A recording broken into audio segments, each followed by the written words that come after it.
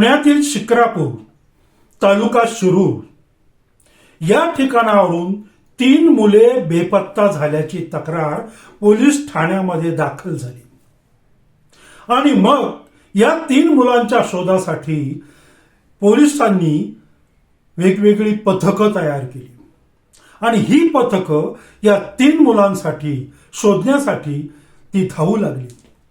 पोलिसांची गाडी बाहेर पडली. पोलिसांच्या गाडीचा सायरन गल्लोगल्ली वाजू लागला. परंतु ही 3 मुलं, बेपत्ता असलेली ही 3 मुलं काही सापडायला तयार नाहीत. पोलिसांचा शोध चालूच होता आणि इतक्यात पोलिसांच्या गाडीचा सायरन शांत झाला. कुणीतरी बातमी दिली की ही मुलं अमक्या ठिकाणी आहेत आणि पोलिसांची गाडी पुन्हा सायरन वाजून त्या दिशेने निघाली.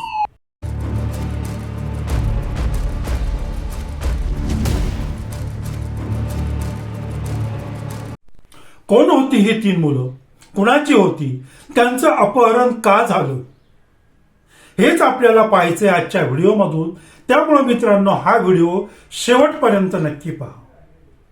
मित्रांनो नमस्कार, मी दिलीप थोरात आणि आपण पाहत आहात माझे दिलीप थोरात ब्लॉग्स हे यूट्यूब चॅनल. मित्रांनो, जर या चॅनेलवर नवीन असाल तर चॅनेलला सबस्क्राईब मात्र नक्की करा आणि व्हिडिओ आवडला तर व्हिडिओला लाईक आणि शेअर करायला विसरू नका आणि ते बेल आयकॉनचं जे बटन आहे ते नक्की दाबा. त्यामुळं माझे सर्व व्हिडिओ तुमच्यापर्यंत येऊन पोहोचतील. मित्रांनो, तो दिवस होता शनिवार 22 फेब्रुवारी 2025 आणि याच दिवशी ही घटना घडली.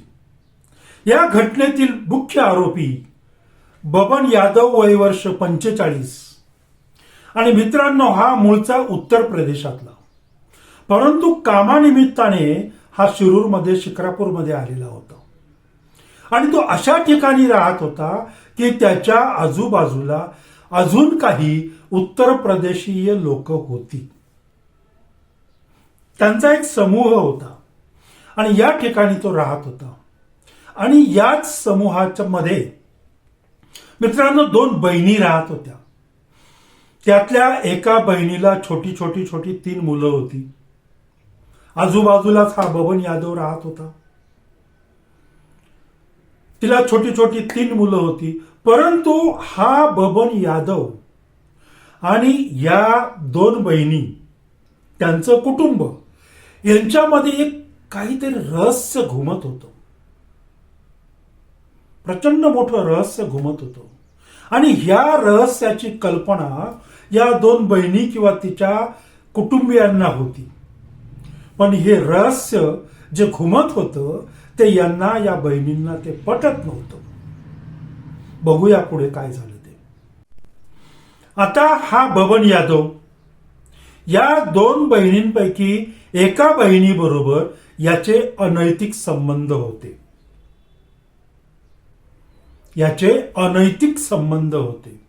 आणि हे यांचे अनैतिक संबंध या दुसऱ्या बहिणीला किंवा त्यांच्या कुटुंबियांना मात्र मान्य नव्हते. कुणाला असू शकेल मान्य हे? अनैतिक संबंध कुणालाच मान्य नसतात आणि त्यांना ते मान्य नव्हते. त्यामुळं या 3 मुलं असलेल्या बहिणीने या दुसऱ्या बहिणीवर थोडंसं प्रेशर आणलं आणि त्या प्रेशर आणल्यामुळं ती बहीणही या बबन यादवला या अनैतिक संबंधाबद्दल नकार देऊ लागली. आणि जसा या बहिणींकडून नकार येऊ लागला, त्यांच्या कुटुंबियांकडून नकार येऊ लागला, तसं बबनची खोपडी फिरली आणि तो नको त्या थराला गेला. जशी त्याची खोपडी फिरली, जसा त्याला राग आला, तसा त्याने या एका बहिणीच्या 3 मुलांना उचललं आणि निघून गेला. अर्थात या बबनचं त्यांच्या घरी जाणं येणं होतं, कारण ते आजूबाजूला राहत होते आणि एका प्रांतातून आलेले होते. त्यामुळे त्यांचं जाणं येणं होतं आणि या रागाच्या भरातच त्याने या 3 मुलींना उचललं आणि तो घराच्या बाहेर निघून गेला. मित्रांनो, या बबनने या मुलांचं अपहरण केलं होतं. छोटी छोटी मुलं होती, 2 वर्षाची 3 वर्षाची अशी. आणि हे अपहरण झाल्यानंतर या मुलाच्या आईने शिक्रापूर पोलीस ठाण्यामध्ये तक्रार दाखल केली मुलं बेपत्ता असल्याची. जशी तक्रार दाखल झाली तसं पोलिसांनी ताबडतोब गाड्या काढल्या आणि पोलिसांच्या गाडीचा सायरन अख्ख्या शिक्रापूरमध्ये घुमू लागला, अख्ख्या शिरूरमध्ये घुमू लागला मुलांच्या शोधासाठी. मुलं सापडत नव्हती, पोलिसांच्या गाड्या घिरट्या घालत होती, पण मुलांचा शोध लागायला शक्य होत नव्हतं. आणि इतक्यातच गाडीचा सायरन शांत झाला. पोलिसांच्या एका खबऱ्याने पोलिसांना बातमी दिली मित्रांनो की चाकण शिक्रापूर या हायवेवर 2 मुलं बेवारसपणे फिरताना दिसत आहेत. पोलिसांच्या गाडीने लगेच स्टार्टर मारला आणि सायरन चालू केला आणि पोलिसांची गाडी निघाली ती चाकण शिक्रापूर रोडच्या दिशेने. या पोलिसांच्या कर्तव्य दक्षतेमुळे ही लहान लहान मुलं, त्यातली 2च मुलं ही चाकण शिक्रापूर रोडला सापडली आणि त्या पोलिसांनी या मुलांना पोलीस स्टेशनमध्ये आणलं. मंडळी, जसं पोलिसांनी या मुलांना पोलीस स्टेशनमध्ये आणलं तसं या पोलिसांनी त्या मुलांच्या आईला बोलवलं पोलीस स्टेशनमध्ये. आणि बाबा, तुमचा संशय आहे का कुणावर, असा पहिला प्रश्न केला. आणि पटकन या प्रश्नाचं उत्तर त्या आईनं दिलं, बबन यादव. चला, आता बबन यादवचा शोध सुरू झाला. पण सुदैवाने हा बबन यादव लवकरच सापडला. त्याला पोलीस स्टेशनला मुसक्या आवळून आणलं. सुरुवातला त्याला विचारलं गोडीमध्ये पोलिसांनी की का बाबा तू हे असं का केलं, तूच केलं का? तर सुरुवातला तो कबुली द्यायला तयारच होईना. पण ज्या वेळेला मित्रांनो या बबन यादवच्या ढुंगणावर 2-3 लाथा पडल्या ना, त्यावेळेला बबन यादव पोपटासारखा बोलायला लागला. आणि मग त्याने सगळं सांगितलं की माझं हे जी मुलं आहेत या मुलांच्या मावशी बरोबर अनैतिक संबंध होते आणि हे अनैतिक संबंध होते. त्या अनैतिक संबंधाला या मुलांच्या आईचा किंवा त्यांच्या कुटुंबियांचा विरोध होता, म्हणून मी रागाच्या भरात ही 3ही मुलं उचलली, अशी त्यांनी पोलिसांना जबानी दिली. पण पोलिसांनी पुन्हा विचारलं की बाबा रे, ही 2च मुलं सापडली, तिसरी कुठे, जी मुलगी होती ती कुठे?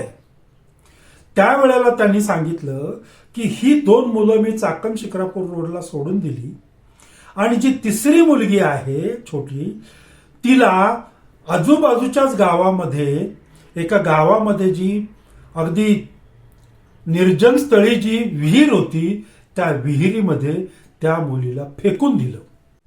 लगेचच पोलिसांनी या बबनला गाडीत टाकलं आणि त्या विहिरीचा शोध घेतला. आणि मित्रांनो, अतिशय दुर्दैवाची गोष्ट अशी की या छोट्या चिमुकलीचा मृतदेह या विहिरीतून पोलिसांनी काढला. मित्रांनो, अनैतिक संबंध हे माणसांना कुठपर्यंत घेऊन जातात त्याचं हे जितं जागतं उदाहरण. वासना माणसाला राक्षस बनवतो, अक्षरशः राक्षस बनवतो. त्यामुळे मित्रांनो, तुम्ही सावध राहा, स्वतःला जपा, स्वतःच्या कुटुंबाला जपा आणि ठाकरेंच्या भाषेत आपलं कुटुंब ही आपली जबाबदारी आहे. त्यामुळं कुटुंबातील सर्व सदस्यांना जपा. आता इथेच थांबतोय, पुन्हा येतोय एक नवीन सत्य घटना घेऊन तुमच्या समोर लवकरच, म्हणजे येणाऱ्या गुरुवारी. तोपर्यंत नमस्कार मित्रांनो.